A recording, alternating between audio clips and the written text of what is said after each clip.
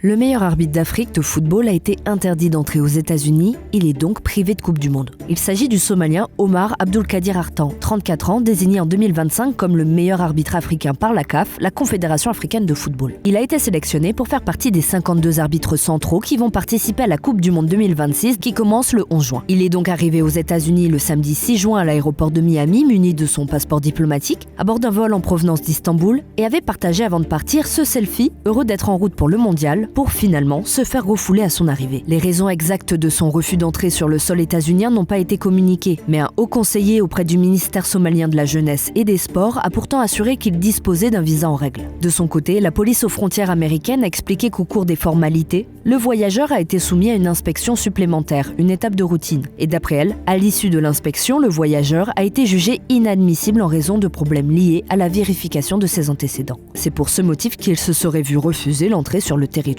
Mais il faut savoir aussi que la Somalie est un pays qui subit régulièrement les attaques de Donald Trump. Ses ressortissants sont interdits de voyager vers les États-Unis depuis juin 2025. Fin décembre, le président l'avait qualifié de pays pourri et il en a remis une couche au début de l'année, lorsqu'il s'exprimait sur une vaste affaire de fraude aux aides publiques évaluée à $1 milliard, éclaboussant la communauté somalienne du Minnesota. Somalians, can you imagine? A lot of very low IQ people, Somalia, a backward country, probably the worst country. They say it's the worst country in the world, if it's a country. I don't even think it's a country. They don't have anything. They just have people running around, killing each other and trying to pirate ships.